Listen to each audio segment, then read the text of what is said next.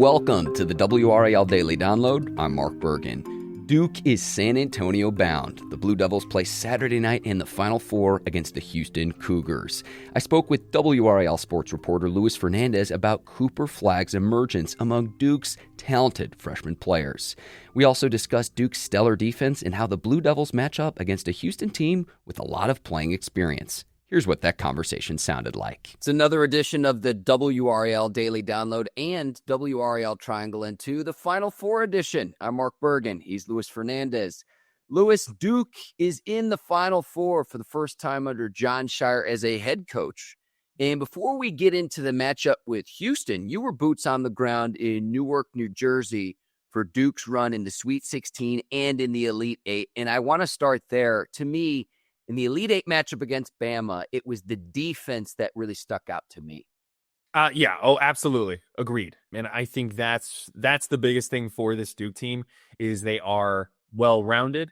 They are not one-dimensional. They have that ability to play great defense as well as great offense. And that, made the biggest difference for them. I remember talking to, Chris Lee and folks before the game and saying, this feels like it's going to either be Alabama just shoots lights out and wins a close game, or Duke shows up and it's not even close. And that's essentially what happened. This Duke team is well balanced enough to be able to take care of groups that don't really have that same kind of mentality where they've got a good offense and a good defense. They have enough ways to attack teams, to look for weaknesses, and then on top of that, they really don't have that many weaknesses in general. You just kind of have to beat them, good on good, if that makes sense. We will talk plenty about Cooper Flagg and the other star freshmen on this Duke team, but I want people to understand and realize that Alabama went into that Elite Eight matchup with the highest scoring offense in the country, scoring more than 90 points per game. And in the round before, Alabama, in the Crimson Tide's win over BYU, scored 113 points. They made an NCAA record 25 three-point shots. It's an NCAA tournament record. And so then in the next round, Duke holds Alabama to 65 points. Mark Sears, the Crimson Tide's best player, held to 6 points. What Duke can do is win in a multitude of ways. And we talk about the offense and Cooper Flagg and Con Knipple and the hot shooting of Tyrese Proctor. Duke's ability to switch defensively and to be able to defend the three-point line. You've got Kamen Malawach protecting the rim if your man gets by you. This Duke defense is something that you need to watch in the Final Four in Saturday's matchup against Houston. Yeah, Jon Scheyer has said many times throughout the course of the season that when they were building this roster, there were a lot of things that they had in mind, but particularly length. Positional length, so having guards that can give people problems defensively because of their wingspan, how tall they are. Having forwards, having a front court in general that can do that, which obviously they have. Having Malik Brown come back, even just for sparing minutes, that helps them a lot.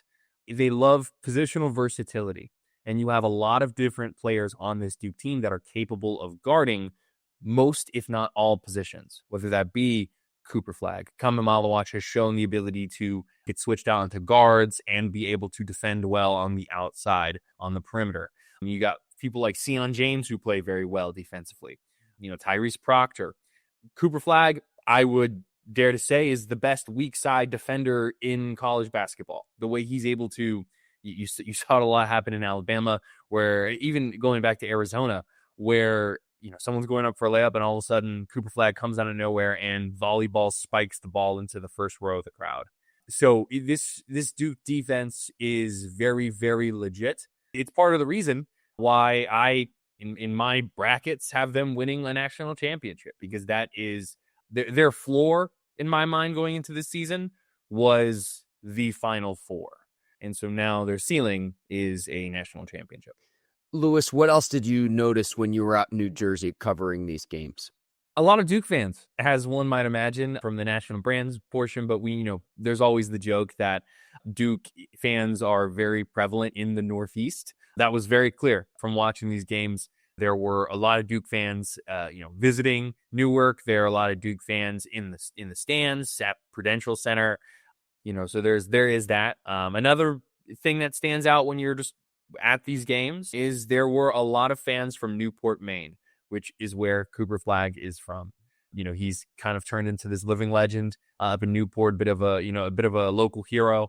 And so you saw a lot of folks from Maine who were representing, who were there to support Cooper Flagg. One woman I spoke with, the phrase she used is Maine backs Maine. So, that was very prevalent as well. Overall, I just think that this Duke team has so much momentum, and it's going to be hard to stop them in the Final Four. But I will say, having all 4 1 seeds in the Final Four does make for some very fun matchups for all teams involved. Yeah, first time the Final Four has had all 4 number 1 seeds since 2008. So it all went according to chalk to this point, pretty much. And we've got Duke and Houston on Saturday night. Now, you mentioned Duke's length and what that does for the team defensively, going up against a Houston squad that's very experienced. But if Duke can take care of business and win a national championship, Lewis, we talked about this on a previous show. We were saying best Duke team since, and then you fill in the blank. If they actually go and win these next 2 games and win the national championship, I'm talking about the Shane Battier, Jay Williams, like early 2000s Duke team, of how this team will be remembered. Now, short of a championship, different conversation, but to me, the way they've played together, and I know you've got a mix of young and old with the freshmen and Flagg, Malawach, and Con Knipple, and then you've got more veteran players in Proctor and Sion James and Caleb Foster, and so forth. But that, to me, you've got, okay, how they'll be remembered historically. And then I was thinking about this too from the draft standpoint, because Flagg's going to be the top pick in the NBA draft. Yep. Like most exciting prospect since Zion Williamson. Now, totally different players. But whether you're a college basketball fan, an NBA fan, just as you're a basketball fan in general, I'm amazed. Like Lewis, you're a UNC alum. This Duke team is so likable to watch. That's actually a conversation that I feel like has come up just in general nationally. This team is a lot different than, those classic villain Duke teams in the past. Maybe it's John Shire and the mentality that he's brought to this team. John Shire is a very likable dude. He's very chill. But then you've also got, a lot of really talented players who just play hard and play well. I wouldn't really say there is like a Grayson Allen type, a, Kyle Singler type. Like, you don't really have that type of player on this Duke team, someone who is a villain, quote unquote. So, it's also for me, like, I'm a fan of good basketball. And I find myself very often during Duke games, throughout the course of the season, really, but especially in this tournament run, where you're watching and you just say to yourself, this is good basketball. Like, this is good basketball. And it's just the way they play. It's because it's not even like it's people who maybe weren't really paying attention to Duke before this NCAA tournament run. Like, it's not Cooper Flagg. Cooper Flagg's out here just ISO ball, like jacking shots up all over the place. Like, he plays with a rhythm and sense of purpose. The team they assist on over 50% of their made shots. Like, they play great defense. They rotate well. They have a great balance of an in and out game. You got Con Knipple constantly getting these pick and rolls with Common Malawach, where it's just little lobs, for easy alley-oops and stuff like that. I mean, this Duke team I could sing its praises for a very long time. They are very fun to watch. It is a very good basketball team. And I think that has become very apparent over the course of this NCAA tournament. I spoke with a lot of people at the beginning of the tournament run who were like, oh, maybe Baylor can trip them up. Maybe X team here can cause a little bit of chaos. And the entire time my response was always, no. This Duke team is not losing unless it's to a number 1 seed. And here we are in the Final Four, where they're going to have to be 2 number 1 seeds to get a national championship. Lewis, this is where I flex your muscles. And hey, if you're watching, pay attention to this point. in the show. Lewis, you're an AP voter, so you watch a lot of college basketball. You've been watching a lot of college basketball with your coverage for years. So when I hear you say that, it resonates with me even more than just someone like me who's just happens to be watching on television. So when you say these things, I perk up a little bit and I listen a little bit more. And this is where, listen, I'm going to flex your muscles a little bit of, hey, pay attention to what Luis Fernandez is saying in this regard when it comes to this Duke team. Now, I mentioned Houston, very experienced, very talented backcourt. LJ Cryer is a fifth-year player, the leading scorer for Houston, but you've got Emmanuel Sharp, Milos Uzan, Juwan Roberts for Houston. This is a player who's 23 years old, has played in 170 collegiate games. Got a lot of other players on this roster that have played a lot of basketball. It's this group's second Final Four together. We'll see how Kelvin Sampson's team matches up. Remember, it's Kelvin, Luis Fernandez. It's Kelvin. That made me. Yeah. I forget who. That was very funny. There was someone who called him Kevin Sampson on Twitter, and it was very funny. It was a very good time. But this Houston team is they're very good, Mark. The way we saw that against Tennessee. I think it's interesting in this tournament. We've had a couple of opportunities where you've had kind of two teams that are very similar, and then they face each other, and you see the better version of that team move on. BYU, Alabama, I think was an example of this, where BYU likes to move, likes to get up threes, likes to score points like Alabama does, and they couldn't keep up with Alabama's pace. Tennessee and Houston, very similar. Two teams that just like to mess you up, that like to get in there, play physical, play good defense, and you ultimately saw Houston come on top there. Now, how Duke and Houston matches up, I think is going to be very interesting, and something kind of even more big picture wise I want to draw attention to is that this is the kind of game that Duke has played in the past two NCAA tournaments. 2 years ago, in the first Kyle Filipowski era, you had Duke lose to Tennessee in the round of 32. It was a very physical game. It felt like this team got beat up, and Tennessee advanced to the Sweet 16. Now, the following year, Duke, in the Sweet 16, played Houston. And what did the Blue Devils do? They beat Houston. So this is an NCAA tournament rematch of sorts. Houston's going to be paying very close attention to it. And this is something that's been playing in the back of their minds over the course of the past offseason and season. But this Duke team it's not a finesse team. It's not a team that's going to struggle against physical brands. And so if anything, they can be that physical brand. So I'm very curious to see how it all unfolds in this one. Last time, I think that they were at least a 5.5 point favorite or something like that last time I saw. So it's kind of like a coming together, serendipitous type moment for Duke basketball over the past few years to face Houston in the Final Four. I'm with you in that this year's Duke team is much more physical with Malawach and Flagg alone. And then it's not to shortchange some of the reserve players, but compared to previous seasons, Duke's teams, and I'm talking about protecting the paint, protecting the basket, Lewis. So I'm with you there in terms of how this Duke team matches up with Houston. We'll see Saturday night. Let's take a quick break. Not to look past Saturday night, but the last thing I want to ask you, Lewis, is this. If Duke advances Saturday night to Monday night's national title game, which matchup do you think would be more favorable for the Blue Devils between Florida and Auburn?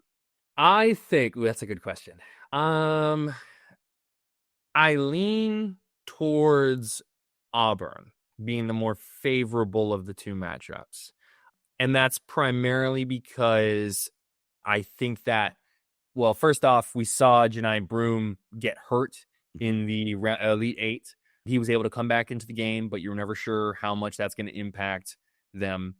But also, Florida has kind of been playing with this, not team of destiny type vibe per se, but like they just know how to win games. Like they have come back on many occasions, had some really impressive moments, and so I think Florida's a little bit more dangerous at this point. I think Auburn is finding ways to win, but you know what I mean? But they're not like, coming out here and having the most impressive wins, if that makes sense. I think Duke will be favored in either matchup. I think, once again, I think Duke is the favorite at the moment to win the national championship. Plus 100, I think, was the last odds I saw. So, I think that they're going to be in a good position regardless. But I would, if I was Duke, I would much rather go through Auburn than I think Florida. I'm with you for this reason is Broom's right arm injury. Now, he is a left-handed player. He came back into the game against Michigan State. Yep. I'm curious to see if he's compromised at all with that injury. Are there any lingering effects into the Final Four from that arm injury in the Elite Eight? Because it did not look good initially. And again, I thought he was done. I thought he was done. Same. The way he walked off the floor, I was like, oh, man, this could really shake things up. Remember, Duke also beat Auburn in early December at Cameron Indoor Stadium. I wonder if there's any revenge factor for Auburn at that point. But Florida finding ways to win. You mentioned Team of Destiny. They were down against Texas Tech by like 9 points with 3 minutes and some change left. I was watching the game with some buddies, Lewis. It's like, oh, Florida's bounced. They're done. The next time I look up at the TV, Florida's head coach is celebrating. I'm like, what happened? In Walter Clayton Jr. has just been prolific. Now, I know Texas Tech missed some free throws late in that game, but Florida has just been hot. I mean, all of these teams have been hot. Houston going into Saturday night against Duke has the longest active winning streak in all of college basketball. So there is a reason why each of these teams were number one seeds headed into this weekend's Final Four. And I think so kind of looking at this big picture, right? Mm-hmm. You have 4 1 seeds for just the second time ever making the Final Four. And when I put together my bracket, I put all 4 1 seeds in the Final Four. The reason being that from a metrics perspective, these 4 teams have been far and away the best teams in the country this year. I love Cinderellas in March, but sometimes what ends up happening is a Cinderella makes a run, they're playing well, and then they run into a brick wall in like the Final Four in the Elite Eight. You will not be getting that this year. You could sit here and give me an actual good argument for why all 4 of these teams will win a national championship. These are 4 of the most impressive teams that we've seen in recent memory from the metrics in quite some time. Like, just to kind of put this in comparison, right? When you look at like overall KenPom rankings, you remember the Purdue team that lost to a 16 seed a few years ago? Mm-hmm. They would be a 5 seed in this year's iteration of the NCAA tournament. Like, that's like the comparison of what we're looking at. So you have a lot of really good basketball teams. And so we have 4 of them clashing in the Final Four. I think it is going to be a 3 really, really good basketball games. And so I'm excited to see how it comes together. And you mentioned it as well, Walter Clayton Jr. People have been talking about how great Cooper Flagg has been. He's been the second best player in the tournament, hands down. The way I was in the media room watching as that Texas Tech Florida game unfolded. He gets a pass in the paint, dribbles out to the 3-point line, turns around, throws it up, makes it, gets it to go in for the lead. I'm not saying he is this person, but like the exact flow of that, vintage Steph Curry. And it's going to be really fun to watch these different players, whether it be Cryer or Flagg or, Clayton or Janai Broom, just all go at it in the Final Four. It is going to be a really, really good weekend of basketball. San Antonio, Texas. So the first matchup, the SEC, Auburn, Florida, and then the nightcap, Duke and Houston. Duke and Houston tipping off, scheduled for 8:49 Eastern. It is going to be a blast. And stay with us. Coverage on WRAL TV, WRAL.com, WRALSportsFan.com. Lewis, if there's anything else I'm forgetting, take it away. Like you said, keep following along. Chris, Lee, and myself will be down there this weekend, so we'll have you covered. We've got all the fun stories to be telling you, all the fun moments and experiences to share. It should be a really good few days of basketball, and ultimately, I think it ends with Duke men's basketball getting their 6th title and winning a national championship on Monday.